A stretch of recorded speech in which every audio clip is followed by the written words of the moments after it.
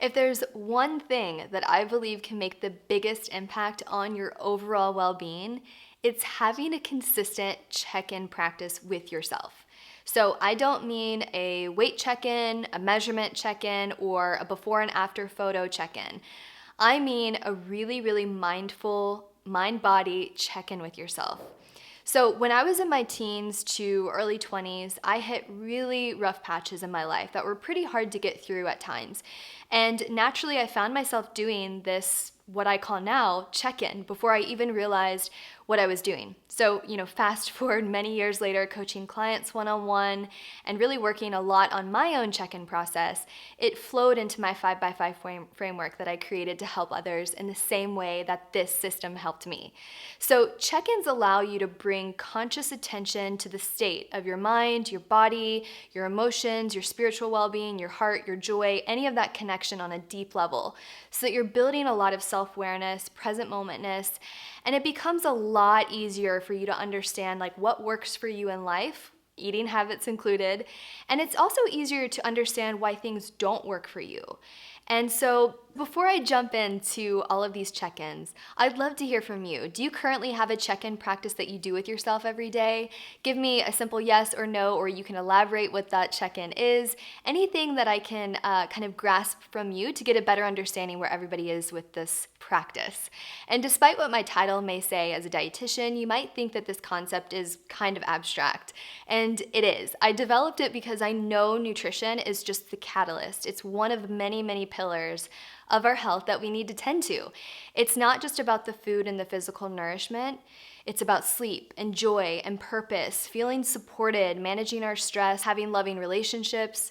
And so often we move through our lives so quickly, running from work to dinner to social engagement to friends to yoga class to whatever else fills up our day. And we lose, or we may never even have, kind of a conscious moment to really check in with ourselves to see how we're feeling and what we need and what's not supporting us, or what is supporting us and how do we lean into that even more. So if you don't check in with yourself and see how you're feeling and how you're just doing, it's really difficult to discover and really understand what does and what doesn't work for your unique body and your lifestyle, making it really difficult, or at least more difficult than it needs to be, to create healthy habits that stick over time for your life.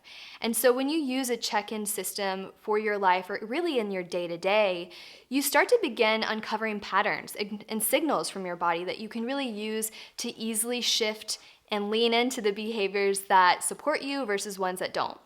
So, for example, one of the members of the Method membership, Jill, was at this really beautiful point of her life where she was wanting to form a healthier relationship with food. She had that realization and that awareness, and she was allowing herself at this time to enjoy anything that was brought into the office break room, from sweets to chips, you name it.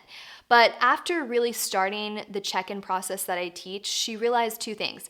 Number one, eating these sweets on a consistent basis was actually making her feel really tired afterwards. Hello, unstable blood sugars, and then also upsetting her stomach. And additionally, she realized that most of the sweets or the snacks and the chips weren't even things that she really wanted or that she really enjoyed. They were just often, not her favorite sweets. She just ate them because other people were around. She didn't really think too much about it. It became like second nature almost. And this discovery was a beautiful point because it allowed her to not only say no to weekly sweets at the office without feeling like she was restricting herself, but it also helped her find, the sweet things or those, treats or snacks that she really enjoyed, and that left her feeling satisfied.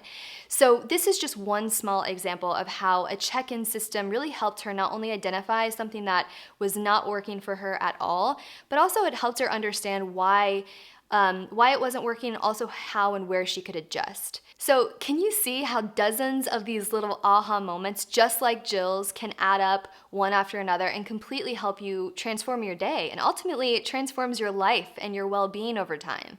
So ask yourself this: where can you add a check-in with yourself into your day?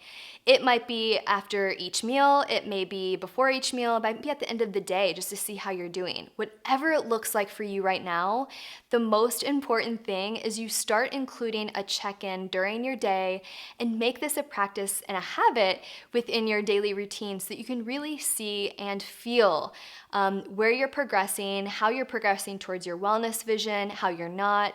And if you're interested too in terms of this check-in practice and what it might look like, definitely grab my guide for creating healthy habits with ease. I walk you through exercises, how to check in with yourself, what's working for you, what's not, how to set your intentions, and how to adjust.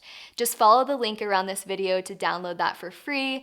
And if you liked this video, let me know by sharing your biggest takeaway, and be sure to follow and subscribe for more videos just like this. So I hope you have a really beautiful day, and I'll see you next time.